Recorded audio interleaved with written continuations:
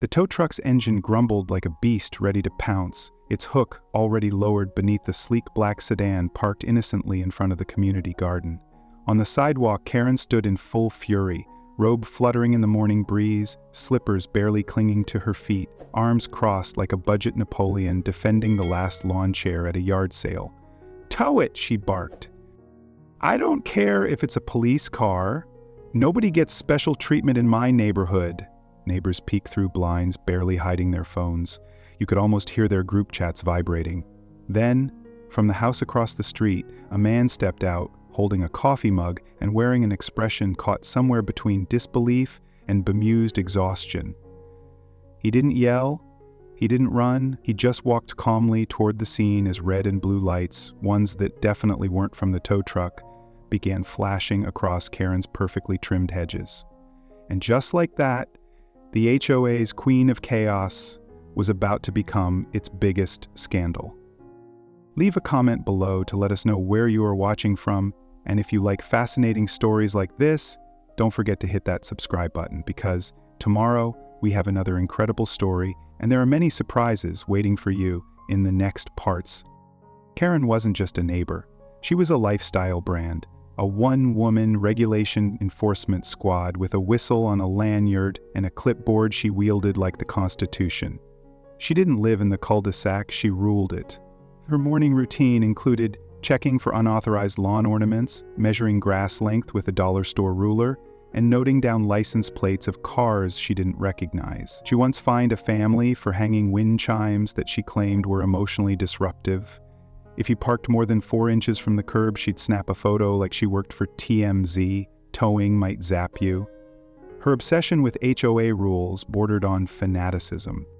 She patrolled like a suburban general, armed with a whistle and inflated self-importance, convinced that the safety of the American dream rested on her ability to enforce trash bin placement.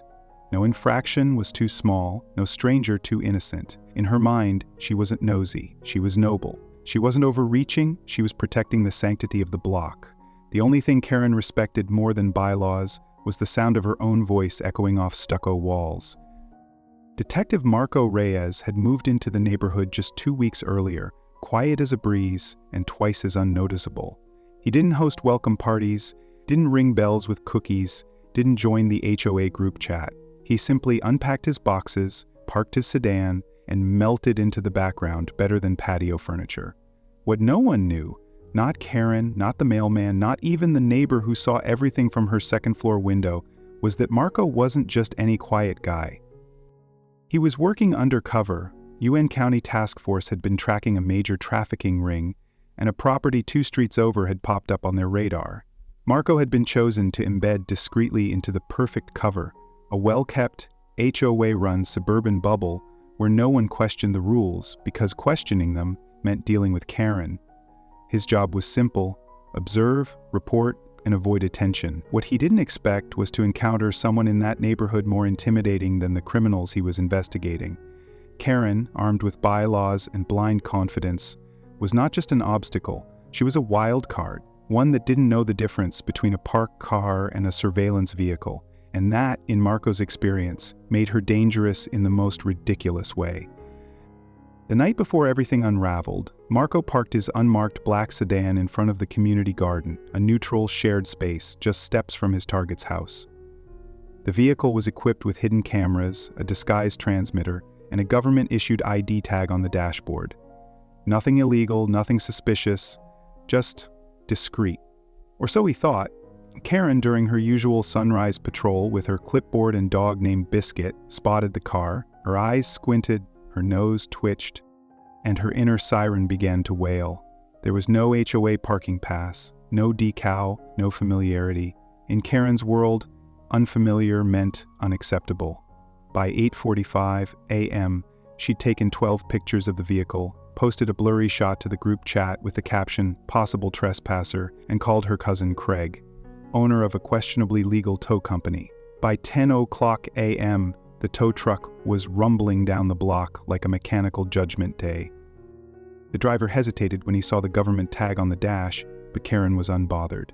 "Rules are rules," she snapped, blowing her whistle like a starter pistol for disaster. The tow truck lowered its hook. The crowd gathered behind curtains. The trap was set, and Marco, sipping his second cup of coffee, had no idea his entire operation was about to be tested by the HOA's loudest enforcer. Marco opened his front door to find a tow truck driver hunched over the back of his sedan, and Karen standing with the posture of someone who had never been wrong in her life. He stepped out slowly, mug in hand, taking it all in. The truck, the hook, the woman already preparing her victory speech. "Excuse me," he said evenly, walking over.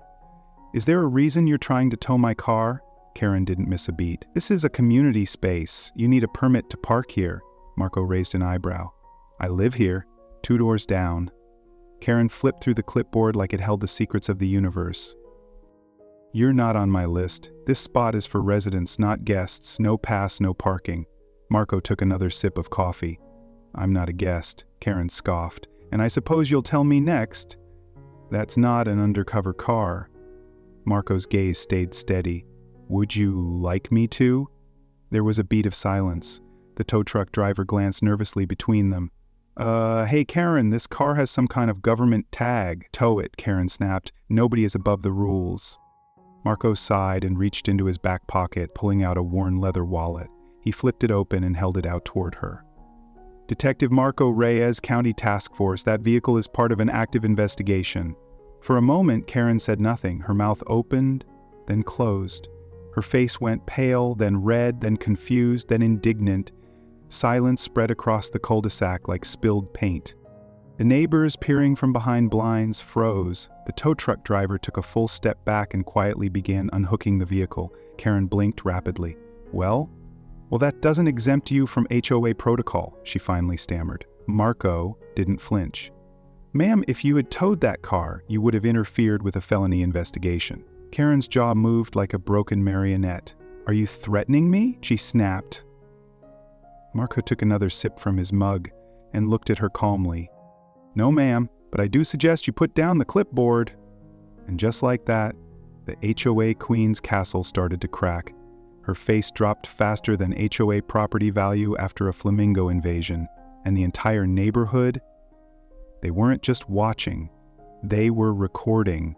Karen stared at the badge like it was a forged coupon at her favorite outlet store. "This doesn't mean anything," she snapped. "Anyone can flash a fake badge these days. Where's your parking permit? Your HOA residency form? Have you submitted your vehicle to the board registry?" Marco didn't raise his voice. He didn't even blink. "Ma'am, again, I live here. I've been assigned to this neighborhood for an active surveillance operation." "That car is department property." Karen's eyes narrowed like she was reading the fine print on a contract she'd written herself. "If you're law enforcement, then you should know better than to violate local ordinances. The rules are the rules." Marco let out a slow breath. "This isn't a debate about a rule, it's a matter of national jurisdiction. I'm not here to police your lawn gnomes. I'm tracking suspects linked to federal charges." This operation was confidential, until now. Karen stepped back a little, but only to adjust her footing, not her attitude. "So you think you can just do whatever you want because you have a shiny badge?" she hissed. "Not in my neighborhood." Her voice cracked. Marco remained unbothered. "I'm not asking for special treatment. I'm asking you not to interfere with an active investigation. That's all. Calm versus chaos. A hurricane arguing with a stone wall." Karen's voice jumped an octave. "I feel threatened. He's using government power to intimidate me," she shouted, now addressing the confused tow truck driver who had taken 3 steps back and was eyeing his escape route. "This is harassment. You're bullying a concerned citizen for following the rules." Marco turned slightly toward the driver. "Sir, I suggest you remove your equipment and contact your office. This incident is now part of a formal report." The driver nodded quickly and began retracting the tow hook, mumbling something about double-checking paperwork. Karen, undeterred, whipped out her phone and began snapping photos of Marco, his car, the house, even his coffee mug. "This is going to the board, the mayor, and possibly the FBI's complaint division if I have to," she declared. "This is my HOA. I'm the one who keeps things in order here, not some mystery man with a rental and a costume badge." She stormed off toward her porch, ranting about protocols and data privacy, and by the time she reached her front door, she had already filed an HOA complaint under the subject, "Unauthorized Law Enforcement Presence." Marco didn't chase her. He just stood on the sidewalk and took another sip from his coffee. The storm had landed, and now it was time to document the damage. Back inside, Marco sat down at his kitchen table and began typing, line by line, fact by fact, a formal incident report to his department, complete with timestamps, audio quotes, and 2 angles of body cam footage.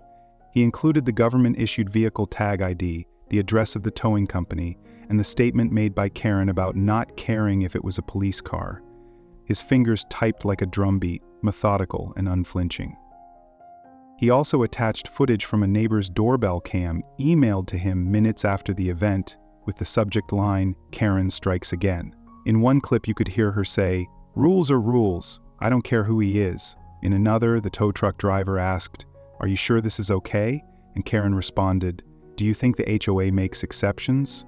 Marco labeled the submission, "Obstruction of federal activity, civilian interference." It wasn't personal, it was procedural. But the underlying truth echoed louder than any siren. The clipboard couldn't stop what was already in motion. This was bigger than a tow. It was about someone so consumed with power that she couldn't see the cliff she was walking toward. And now that Marco had pulled the brakes, she was tumbling down with no one to catch her. The next morning, Marco's phone buzzed with a familiar alert. His face, frozen mid-conversation with Karen, had become a thumbnail on a local Facebook group. Karen had uploaded a video titled "HOA Defender Confronts Rogue Officer in Her Neighborhood." The footage was chopped and edited like a bad reality show. No badge, no mention of the investigation, just Karen shouting, "He threatened me," over and over. It painted her as the victim and Marco as some lurking villain. But the internet is undefeated. Within hours, the original footage surfaced. One neighbor posted her doorbell cam, another uploaded a full uncut video titled "Karen vs. Cop, the Tow Showdown." It went viral on Reddit. Comments poured in. "She tried to tow a cop? Bold. That clipboard needs to be in evidence. Justice served, lukewarm but satisfying." Memes followed. Karen's face photoshopped onto cartoon villains. Her quote, "Rules are rules," overlaid on a flaming dumpster. A TikTok account even auto-tuned her shrieking into a trap beat called "Tow It." The clip amassed thousands of views overnight. But behind the laughs was a wave of realization. This wasn't just funny, it was dangerous. And now, the whole country was watching it unfold. While Karen was arguing with strangers in comment sections, the county started looking into the towing company she called. It didn't take long. Craig's Towing, owned by her cousin, had no active permit in the county, no registered lot, and a laundry list of complaints. Unauthorized removals, inflated fees, missing vehicles. Most of the reports tied directly to Karen's HOA. The pattern was too perfect to ignore. A family business built on dragging people away, literally and financially. And it wasn't just negligence, it was coordinated. Karen submitted the complaints, Craig did the towing, residents paid cash, no receipts. The paper trail wasn't messy, it was intentional. And now, what started as a petty parking dispute was unraveling into something much worse. Marco didn't rush to act. He knew storms take time to gather strength. From his porch, he watched Karen pacing her yard, phone pressed to her ear, voice rising with every step. She was calling allies, plotting a meeting, organizing what she called an emergency neighborhood response. Folding chairs began to appear on her lawn. A table with lemonade and laminated bylaws was set near her mailbox. She was planning a war, but Marco wasn't worried. Because he wasn't planning a fight, he was building a case, quietly, carefully, legally. Every message, every quote, every video, filed, backed up, time-stamped. And when the winds finally turned, he'd be ready. Not with shouting, not with bluster, but with truth. Because when authority meets audacity, the truth has the final word. Always. Karen's backyard was transformed into something between a town hall and a dictatorship's press conference. Folding chairs formed perfect rows on the lawn, each with a printed copy of HOA guidelines neatly placed on the seat, like homework assignments. A table held off-brand lemonade, cookies from a discount grocery store, and a speaker system she'd borrowed from the community center closet. Above her patio hung a hand-painted banner in bold block letters, "Neighborhood Order Matters." She stood beneath it like a suburban Joan of Arc, microphone in hand, sunglasses perched on her nose despite the cloud cover. She paced like she was preparing for closing arguments in a courtroom that only existed in her head. Her supporters, fewer than expected, sat rigidly, nodding along while the rest of the attendees whispered behind their sunglasses and filmed with phones at their sides. She had summoned this meeting to restore law and civility, but it had the air of a campaign event for a position nobody had applied for. Her robe was replaced by a blazer, her slippers swapped for low heels. But the clipboard? Still there, still clutched with white-knuckled authority like it could hold back the tide. With her megaphone in one hand and righteous fury in the other, Karen launched into a speech that might have earned applause if she hadn't been the one who caused the problem. "There is a man living among us," she began, posing as a resident, posing as law enforcement. She waved a blurry printout of Marco's badge like it was a Bigfoot sighting. "I've seen his so-called credentials, and I'm telling you now, they don't check out. I've contacted the mayor's office. I've emailed the city. He has not registered his residency properly. That vehicle he parked was not listed in the community parking database.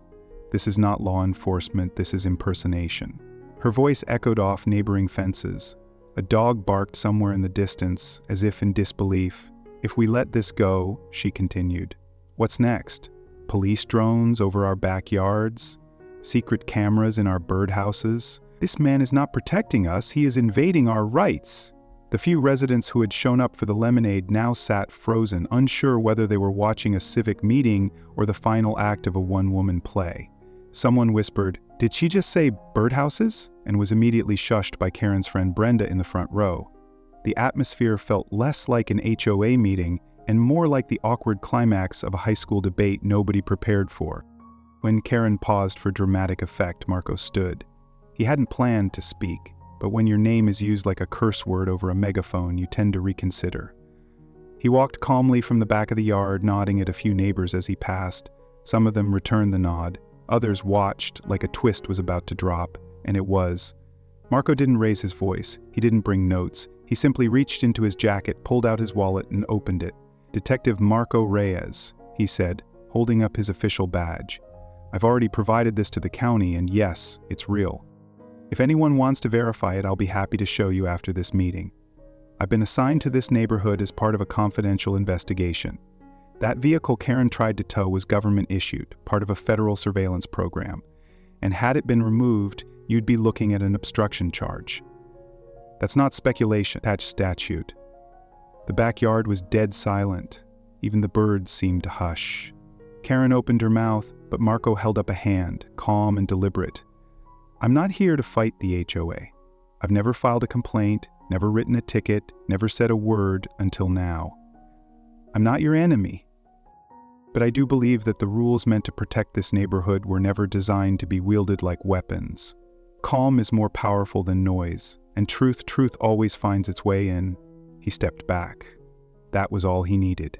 No theatrics, no shouting, just facts. And the kind of steady presence that made the chaos around him seem even louder. For a few seconds nothing moved, then a voice from the back, Paul, the guy who runs the neighborhood barbecue every summer, said, "He's got a point." A few others nodded. A woman near the front stood up, turned to Karen and asked, "Did you really try to tow a police vehicle without checking first?" Karen looked stunned like she'd just been slapped by sunlight. "I didn't know," she snapped. "He didn't submit the proper parking paperwork," another neighbor muttered. "Who files paperwork for a cop car?" The mood shifted. Subtly. Powerfully. Karen's grip on her clipboard looked shakier than ever. The neighbors who once nodded out of habit were now side-eyeing her accusations with suspicion. A few had already pulled up their phones. One man tapped something into a group chat. Another was texting a friend. The moment felt small, but it wasn't. It was the first crack in a very thick wall. People were no longer afraid of Karen. They were curious about Marco. And curiosity, when mixed with doubt, becomes very hard to reverse, especially when your next move is already playing on every phone in the yard. While Karen tried to regain control of the narrative, the original footage was already being shared. Someone had stitched together the body cam clip, the doorbell video, and the tow truck audio into a clean 3-minute compilation. The title? Karen tries to tow a cop, regrets everything. It started as a quiet whisper in private chats. Then someone dropped it into the neighborhood Facebook group. By the time it played for the third time on Paul's phone, half the meeting attendees were watching it instead of Karen.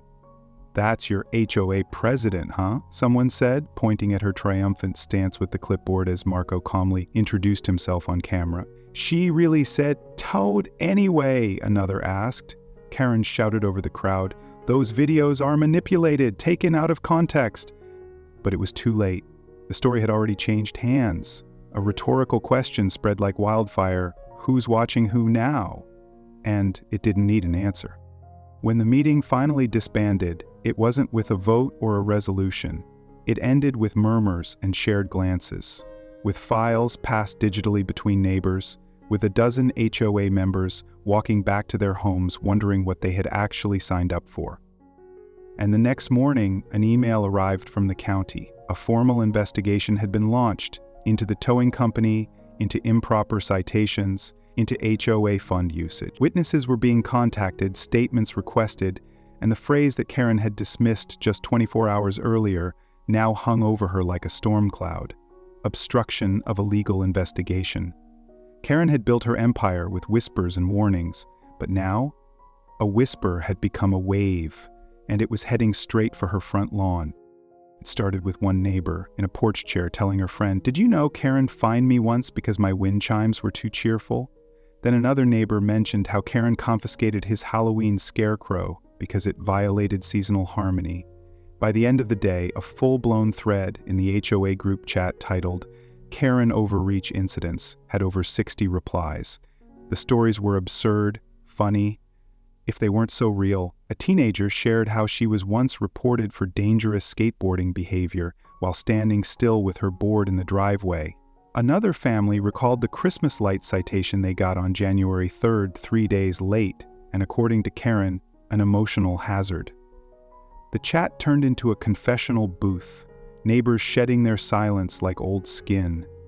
The metaphor wasn't lost on anyone. Years of silence were breaking like windows in a storm. Karen's rulebook of fear, once so loud, was now competing with the collective voice of a community remembering its power. One by one, the whispers grew louder, and the clipboard lost its spell. The breakthrough came when Doug, the former HOA treasurer, finally spoke up. He had resigned a year earlier, citing family obligations, but now he revealed the real story. He'd stepped down because Karen pressured him to approve expenses he couldn't verify. Landscaping charges for jobs never done, technology upgrades for non-existent security cameras, receipts for catered events that no one ever attended. When he questioned them, she implied he was the one mismanaging the budget, even threatening to leak a rumor about a financial mishandling scandal if he didn't comply. With Marco's encouragement and the community behind him, Doug turned over copies of everything: emails, texts, statements. The HOA board was stunned. That afternoon, an emergency vote was held to initiate a third-party audit. Karen tried to block it, claiming it was disruptive and unnecessary, but this time, no one listened. The audit passed with unanimous consent. The illusion of Karen's unshakable reign began to fracture under the weight of numbers and names. Power, once protected by paranoia, was now surrounded by receipts, and reality doesn't lose to rhetoric when facts go on the record. While the audit gears turned, investigators began digging into the towing company Karen had called Craig's Towing. The business was as unofficial as it sounded: no license, no insurance, just a logo printed on a magnet and stuck to the side of an old truck.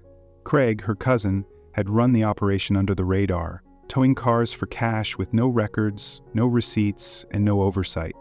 When questioned, he cracked within hours. Said he'd been doing Karen a favor, said she called him directly. Said she told him which cars, where to go, and how fast. Said she once told him not to worry about a permit because she was the permit. Investigators found GPS logs tying Craig's truck to nearly every complaint filed in the last 18 months, and all of them linked back to Karen. Her war on neighborhood order had a business model, a side hustle powered by fear. Dragging truth behind every illegally hauled vehicle, the story was now rolling downhill faster than Karen's denials could catch up. And no clipboard in the world could unhook what was now fully exposed. But Karen wasn't done, not yet. When the audit began, she called it a witch hunt. She emailed the neighborhood, declaring she was being persecuted for protecting community values. She claimed the treasurer was lying, that the receipts were doctored, that the towing accusations were fabricated by individuals with grudges and jealousy. Her tone turned desperate. "They're trying to destroy everything I've built here." She even tried to spin it as a political conspiracy, saying Detective Reyes was planted to sabotage her leadership. She went on Facebook Live, sitting in her garden, holding her HOA badge like a talisman, ranting about being silenced and targeted. But this time the magic was gone. Her followers tuned in, but the likes were sparse and the comments skeptical. The community she once ruled with passive-aggressive memos now saw the strings behind her performance. Her narrative was no longer working. Truth had receipts.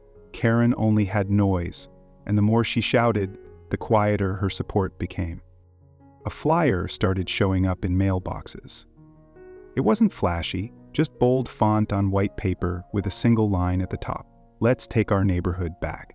Below it were bullet points: financial mismanagement, harassment, illegal towing, abuse of authority. At the bottom, "Vote to recall HOA President Karen L. at the next community meeting." There was no name attached to the flyer, but no one needed one. It circulated fast, taped to lampposts, slipped under doors, shared digitally. The message wasn't angry, it was clear, hopeful, empowered. Residents who had once shrugged off HOA politics were now ready to vote. "I didn't think I'd care," one man told Marco at the mailbox, "but after she tried to tow your car, that's when I realized we've all let this go too far." The movement wasn't loud, it didn't need to be. The momentum was built on years of quiet frustration, finally allowed to breathe. For once, the neighborhood wasn't afraid, it was awake. Through it all, Marco remained steady. He didn't speak at meetings, didn't post online. He answered questions when asked, shared footage when appropriate, and kept filing his reports. People thanked him quietly. Some waved when they passed, others just nodded. He accepted it all with the same calm that had carried him through worse storms than this. But this time it wasn't a sting operation in a crime zone. It was a healing process in a neighborhood, and in many ways that was harder, more personal, but more worth it. While Karen scrambled, Marco simply kept doing what he came there to do: observe, protect, and when necessary, reveal the truth. Because in a neighborhood where fear once filled the silence, his quiet presence had become the loudest voice in the room. The community rec center had never been this full. Folding chairs filled the room wall to wall, with some residents standing in the back, arms crossed, faces tight with quiet anticipation. For years, HOA meetings were ghost towns, half-hearted gatherings where Karen's voice echoed unchallenged. But today there were whispers, exchanged glances, and a hush so thick it felt like fabric. Ballots were stacked neatly on a folding table near the front. The whiteboard read, "Recall vote, RA President Karen L. High Tower Tower." Karen stood at the front in her signature red blazer and pearl earrings, clipboard tucked under one arm like it was armor. Her smile was brittle but bright, as if she still believed this was her room. She waved stiffly to a few people who didn't wave back. In her mind, the vote was a formality, a bump, a misunderstanding that could be corrected with the right tone and just enough indignation. She didn't see the silence for what it was. She didn't recognize the shift in posture. Karen still thought she was winning. Then Evelyn took the mic, a middle school teacher, soft-spoken, organized, sharp. She had once been fined by Karen for painting her mailbox a non-compliant teal that Karen claimed disrupted the street's color harmony. Today, she wore a teal scarf. As Evelyn walked to the front, a ripple of approval moved through the crowd. "Good evening, neighbors," she began. "I never thought I'd speak at an HOA meeting, but here we are." Her tone was calm, respectful, but firm. "We're not here to tear anyone down. We're here to fix what's been broken." She outlined what had been discovered: mismanaged funds, unlawful towing, threats, violations issued without cause. She referenced the audit, the affidavits, the footage. Every word landed like a carefully placed stone in Karen's glass castle. "We've all been afraid to speak up," Evelyn continued, "but silence lets power fester. Today is not about punishment. It's about reclaiming fairness." The crowd was silent but focused. And for the first time in years, the microphone wasn't just broadcasting rules. It was broadcasting reason. The irony wasn't lost on anyone. The woman who was once cited for a mailbox was now the voice delivering change. And Karen? She was gripping her clipboard so tightly it looked like it might splinter. Right as the ballots were being collected, 2 officers entered through the side door. No sirens, no dramatics, just quiet authority. They walked past the rows of residents, straight toward the front, where Karen was now flipping through paperwork with the urgency of someone trying to reverse time. "Karen L. High Totowar?" one officer asked. "Yes," she said, startled, eyes darting from face to face. "You are under arrest for obstruction of justice, conspiracy to commit fraud, and unlawful use of private towing services." A gasp ran through the room like a breeze before a storm. "What? No, you can't do this," she shouted. "I'm the HOA president." The clipboard clattered to the floor. As they placed the cuffs on her wrists, she struggled, stammered, pleaded. "This is a misunderstanding. I didn't do anything wrong." But it was done. The HOA queen had been dethroned, not by votes, but by due process. As she was led toward the door, all she had left was indignation and no one willing to hold the microphone for her anymore. The lawn outside the rec center became an accidental amphitheater. Karen, in full meltdown, tried to break free. "This is illegal! I know the law! I am the law in this neighborhood!" she screamed. Her voice cracked as she reached for the hose coiled beside the garden bed and sprayed it wildly at the officers. The water arced like a last-ditch protest, but it only soaked her shoes and dampened her dignity. "You're trespassing! You'll all be sued!" she yelled, but no one moved to stop them. No neighbors stepped in. Some filmed from a respectful distance, others just stood and watched, silent as years of tension unraveled in real time. Her voice got smaller the further she was led away, just a fading echo of defiance trailing behind soaked concrete. It was, in every sense, poetic justice. The woman who had controlled every square inch of the block now found herself being removed from it by the same laws she'd once twisted to her will. Her reign ended, not with applause, but with the sound of a hose sputtering dry. As the crowd began to settle, Marco stepped forward, quiet, steady as ever, and handed a manila folder to the new board. It contained Craig's signed affidavit, audit documents, and video timestamps. Evelyn took it without a word, but nodded in gratitude. A few people in the crowd started to clap, not loud, not rowdy, just steady appreciation. Marco held up a hand. "I'm not a hero," he said simply. "Just a neighbor doing his job." This statement carried more weight than any accusation Karen had ever thrown around. It reminded everyone that justice doesn't always wear capes. Sometimes it wears khakis, drinks black coffee, and minds its business, until it can't. The neighbors didn't cheer, they didn't chant, but their collective breath exhaled like a long-held tension finally released, and in that stillness, truth filled the space Karen had once occupied. By nightfall, the news had already broken. The footage of Karen being handcuffed, soaked, screaming, and flailing a garden hose had made its way onto Reddit, TikTok, and every neighborhood meme page within a 50-mile radius.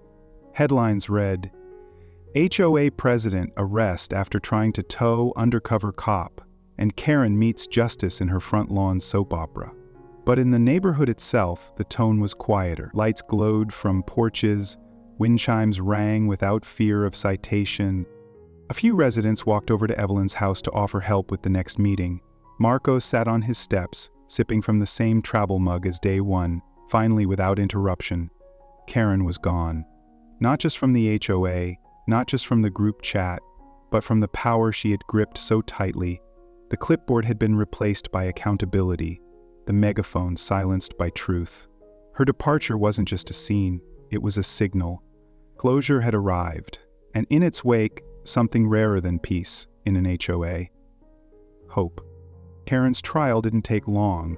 Her attorney attempted a defense rooted in confusion, clerical mistakes, and passionate community service, but it crumbled beneath the weight of evidence.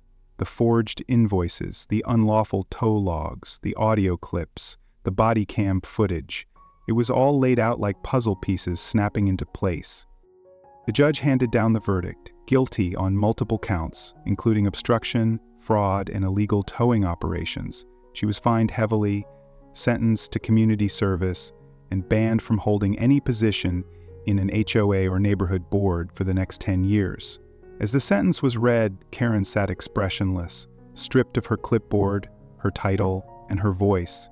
What she once ruled through intimidation had finally ruled her out of relevance. Justice had arrived. Not vindictive, but exact. The gavel came down not just on her, but on a chapter the neighborhood had long needed to close.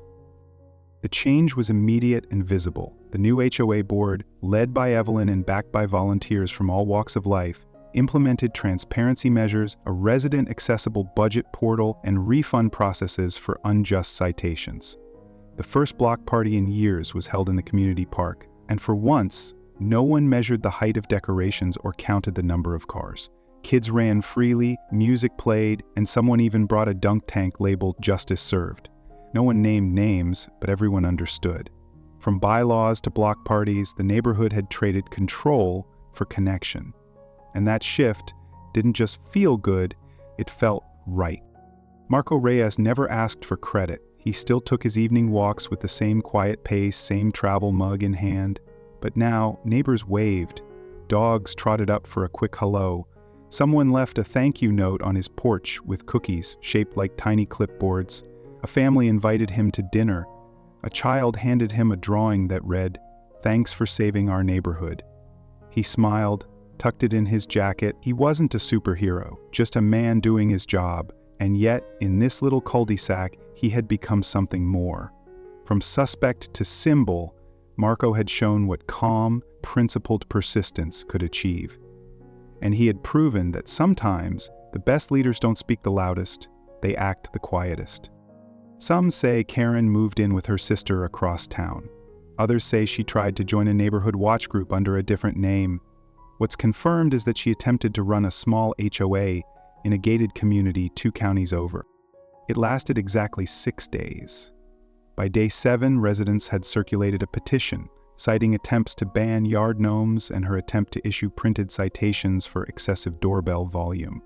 When asked to step down, she reportedly yelled, "You can't silence order," and was kindly escorted from the premises. Poetic irony, really. The woman who couldn't tell the difference between order and obsession had finally run out of places to impose her rules. Her legend faded, not with a roar, but with an eye roll.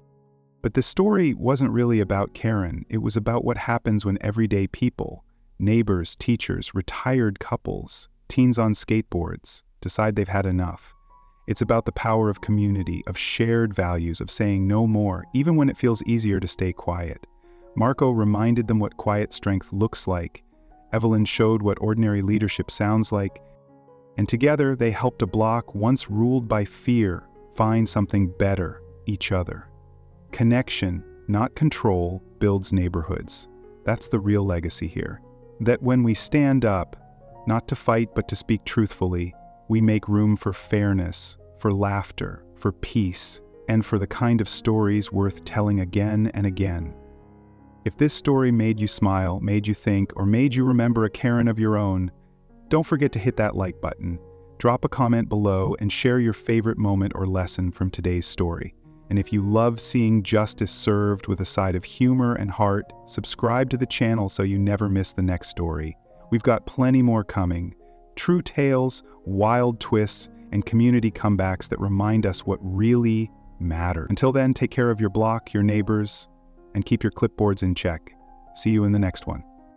Leave a comment below to let us know where you are watching from, and if you like fascinating stories like this, don't forget to hit that subscribe button, because tomorrow we have another incredible story, and there are many surprises waiting for you in the next parts.